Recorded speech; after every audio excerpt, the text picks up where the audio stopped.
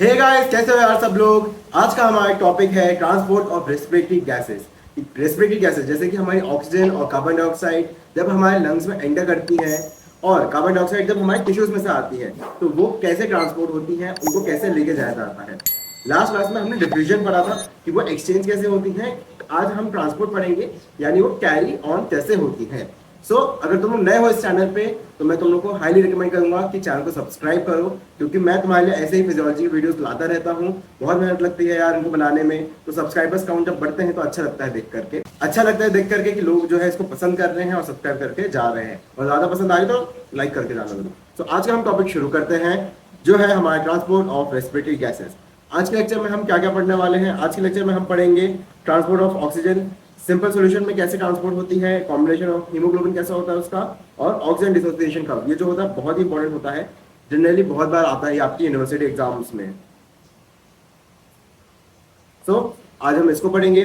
Second हम पढ़ने वाले हैं transport of carbon dioxide as dissolve form, as carbonic acid, as bicarbonate ion and as carb amino compounds.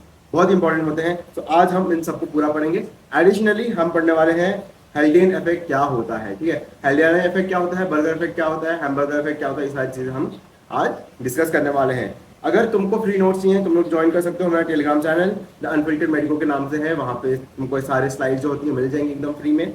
और अगर तुम लोग मुझसे कनेक्ट करना चाहते हो, किसी भी टाइप का डाउट होता है तुमको, तो तुम लोग जो है अनफिल्टर्ड मेडिको मेरे को इंस्टाग्राम पे फॉलो कर सकते हो, वहाँ पे अपने सारे डाउट्स क्लियर करवा सकते हो, और या फिर कमेंट्स में भी पूछ सकते हो। ओके, कमेंट्स में भी पूछ सकते हो। हम स्टार्ट करने वाले हैं ट्रांसपोर्ट ऑफ ऑक्सीजन के साथ। Oxygen is transported from alveoli to the tissues by blood in two forms. ठीक है, क्या होता है, हमने air breathe in breathe out करी तो उसमें ऑक्सीजन जो है हमारे एनवायरमेंट से लंग्स में आता है, और कहां पे आता है, वो आता है हमारे एल्वियोलाई में। ठीक है, एल्वियोलाई में हमारा ऑक्सीजन आ जाता है। अब एल्वियोलाई के बाजू में से क्या जा रही है, ब्लड कैपिलरीज जा रही है। ब्लड कैपिलरीज में से होता है हमारा एक प्रेजेंट होता है आरबीसी, और एक होता है हमारे प्रेजेंट प्लाज्मा। ठीक है, जो हमारा लिक्विड है वो होता है प्लाज्मा। तो ऑक्सीजन जो होती है वो जो आरबीसी के अंदर हीमोग्लोबिन प्रेजेंट होता है। हीमोग्लोबिन तुम सबको पता है यार हीमोग्लोबिन क्या होता है, बार बार मेरे को आई गेस एक्सप्लेन करना नहीं चाहिए, फिर भी एक बार बता देता हूँ। हीमोग्लोबिन ऐसा कंपाउंड है जिसका मेन पर्पस ही जिंदगी का क्या है, ऑक्सीजन को कैरी करना। ठीक है, एंड देन सेकंड है हमारा प्लाज्मा। प्लाज्मा में ही घुल के मिक्स होकर के जाती है पानी के साथ। Clear? Okay, so as simple physical solution and in combination with hemoglobin. Simple physical solution में कैसे जाती है, oxygen dissolves in water of the plasma and is transported in this physical form. Amount of oxygen transported in this way is very negligible. It is only 0.3 ml per 100 ml of plasma. आप सोचो 100 ml of plasma में सिर्फ 0.3 ml हमारी oxygen dissolve होकर के जाती है। इसका कोई इतना सिग्निफिकेंट रोल नहीं होता है, बट जब हम एक्सरसाइज करते हैं तो हमारी बॉडी की रिक्वायरमेंट्स ज्यादा शूट अप हो जाती हैं कि हमको हमारे सेल्स को ऑक्सीजन ज्यादा लगता है। तो उन केसेस में ये सिग्निफिकेंट बन जाता है, क्योंकि हमारी बॉडी हर तरीके से ये चाहती है कि ऑक्सीजन जल्दी जल्दी मिले, और ताकि मैं एरोबिक रेस्पिरेशन करती रहूं। Clear? Okay, it forms only about 3% of total oxygen in blood. It is because of the poor solubility of oxygen in water content of plasma. Carbon dioxide on the other hand इसके opposite है थोड़ी सी। Carbon dioxide bicarbonate ion के form में ज्यादा आती है, लेकिन फिर भी उसका अमाउंट ज्यादा सिग्निफिकेंट होता है as compared to oxygen in dissolved state. Clear? Still, transport of oxygen in this form becomes important during the conditions like muscular exercise to meet the excess demand of oxygen by the tissues.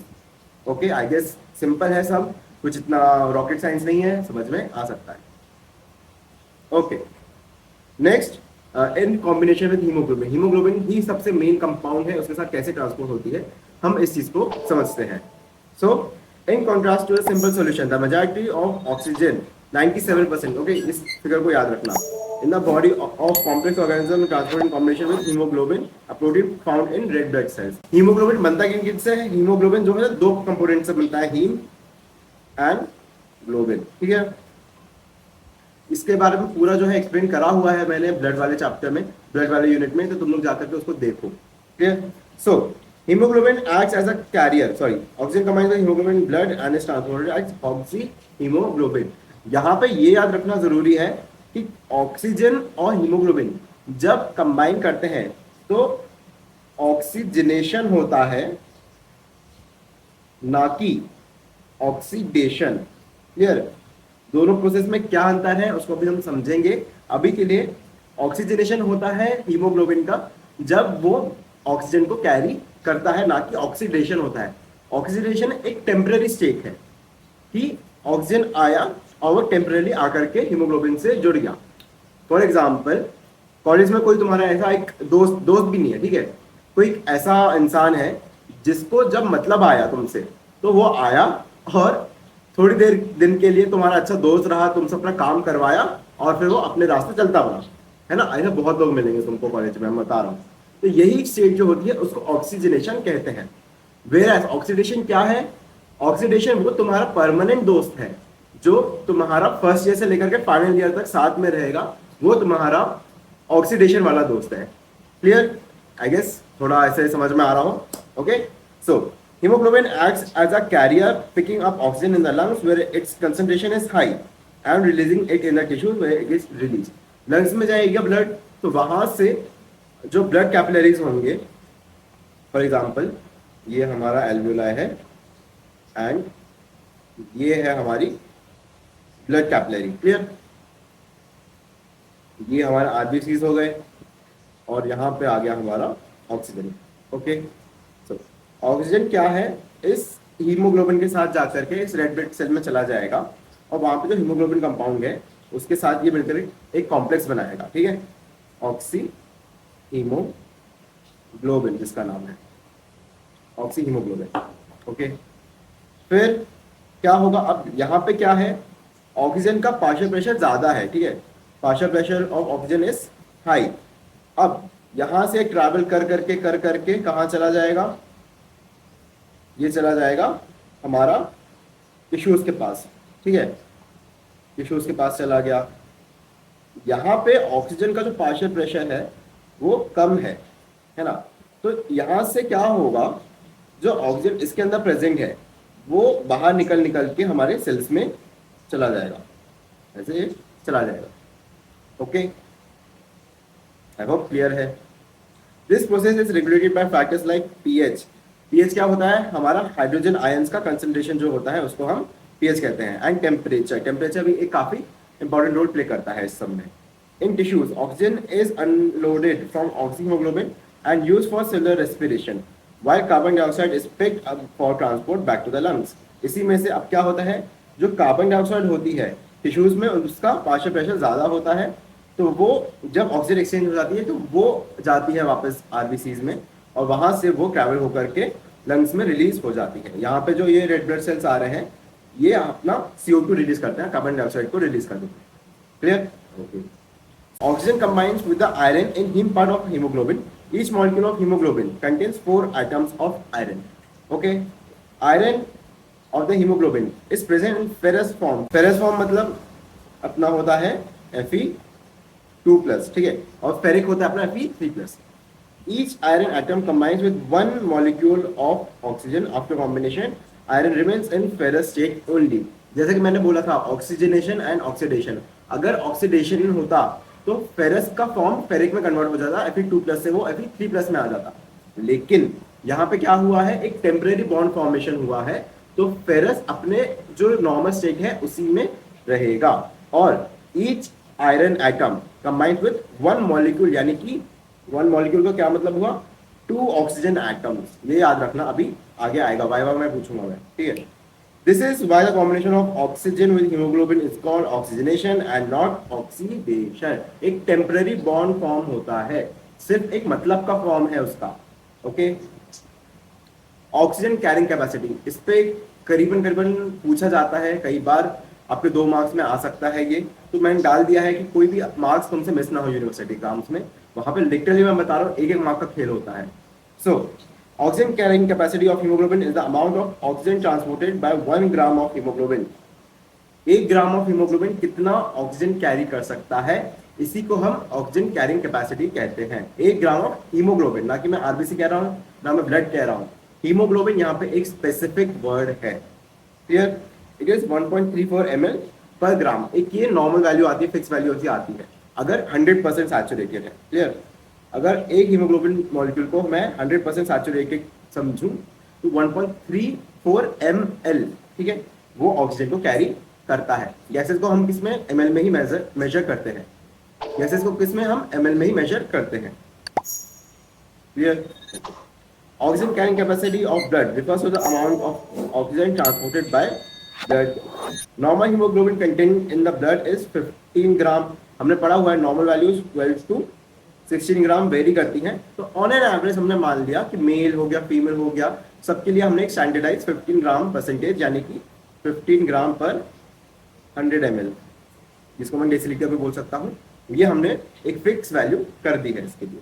Okay, with hemoglobin's oxygen carrying capacity of 1.34 ml per gram, blood containing 15 gram of hemoglobin is expected to transport 20.1 ml percentage।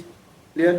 क्या होगा कि अगर 1 ग्राम 1.34 ml carry कर रहा है, unitary magnetic से हम पढ़ते हैं, तो 15 ग्राम कितना कैरी करेगा, 1.34 इंटू 15, मैथ्स करते हैं भाई थोड़ा, है ना, 34 इंटू 15, लो भाई 0.2 कैरी करा, 15 7, 1 आया, 5 6 आया, यहाँ पे क्या x बना देंगे हम, क्योंकि यहाँ पे आता नहीं है कुछ, 4 3 एंड 1, ठीक है, 0 7 4 1 1 6 3 9 0 1 2 0, ठीक है, तो 20.10 ml परसेंटेज यानी कि पर 100 ml इसको कैरी करना चाहिए। बट ऐसा नहीं होता है। मैंने क्या बोला था कि अगर ये वाली कंडीशन तभी फुलफिल होगी जब हीमोग्लोबिन 100% सैचुरेटेड है हमारा बाय ऑक्सीजन। ऑक्सीजन से जब वो 100% सैचुरेटेड है तभी वो कैरी करेगा 1.34 ml ऑफ ब्लड को। लेकिन नॉर्मल कंडीशंस में जो सैचुरेशन होता है वो सिर्फ और सिर्फ 95% के अराउंड सैचुरेटेड होता है ऑक्सीजन से। यहीं पे सारा खेल हो जाता है अब, ठीक है। तो अब इसका हम 95% से अगर निकालते हैं तो वो वैल्यू करीबन करीबन हमारी आती है 19% के आसपास, 19 ml पर 19 ml परसेंटेज, यानी कि 19 ml पर 100 ml ऑफ ब्लड। क्लियर? तो क्या हुआ, यहाँ पे सारा खेल जो हुआ है सैचुरेशन का ही हुआ है। अगर वो आपको बोल दे, क्या बोलेगा कि तुम बात बताओ कि अगर मैं बोलूं ब्लड 80% सैचुरेटेड है, ठीक है, और ये सारी वैल्यूज आपको दे देगा, तुम निकाल पाओगे क्या? कुछ नहीं करना है, 20 का हमको 95/100 निकाल लो, 2 भाई 5 1 9 आ गया 19। क्या है इसमें? पूरी सिंपल मैथ्स है भाई अपनी, और कुछ नहीं है इसमें, ठीक है। तो तुम लोग कर लोगे, आई होप कर लोगे। नहीं होता है, कोई भी डाउट होता है, तुम मुझसे बिना झिझक के पूछ सकते हो। मैं हर बार तुमको बोलता हूँ और तुम लोग कितनी भी बार भी पूछ सकते हो मुझसे। Clear? Blood with 15 gram percentage of haemoglobin can carry only about 19 ml percent of oxygen, translating to 19 ml of oxygen transported by 100 ml of blood. Clear? So 100 ml of blood क्या होगा, कितना कैरी करेगा हमारा, वो सिर्फ और सिर्फ 19 ml of oxygen को कैरी करेगा। क्लियर? अब अगर वो बोल दे 80% निकाल के बताओ, तो हमको पता है 100% पे क्या 20 आएगा ना, तो साफ करते हैं थोड़ा सा इसको।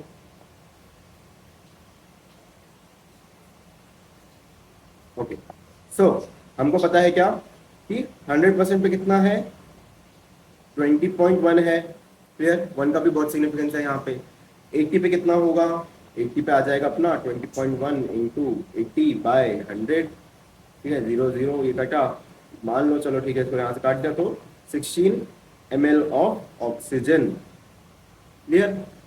ओके, वैसे ही सेम तुमको बोल देगा कि अगर मेरे पास 5 आइटम्स हैं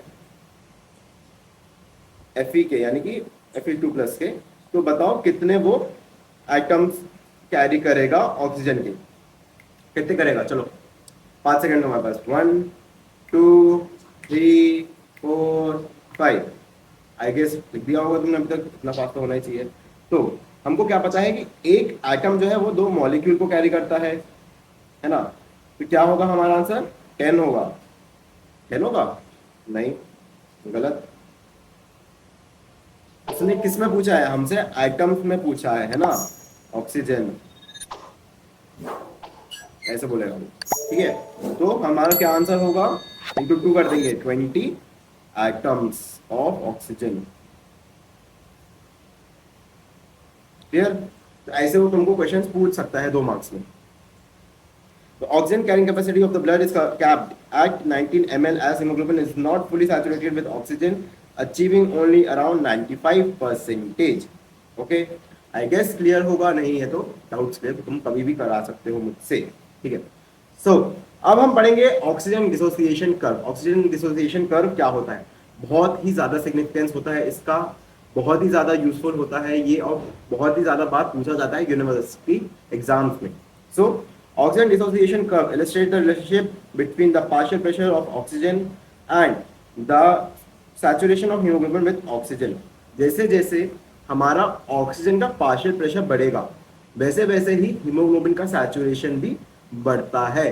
यानी कि अगर किसी जगह पे, किसी एरिया में बॉडी की कम पार्शियल प्रेशर है ऑक्सीजन का, तो वहां से ऑक्सीजन उतना सैचुरेट नहीं होगा हमारे हीमोग्लोबिन के साथ। Clear? Typically, it is a sigmoidal S-shaped curve that shows how hemoglobin affinity for oxygen changes with oxygen concentration. Clear?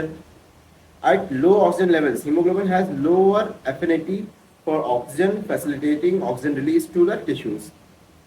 At high oxygen level, hemoglobin affinity for oxygen increases and promoting oxygen binding. जहाँ पे oxygen का partial pressure कम होगा वहां से हमारा जो उनका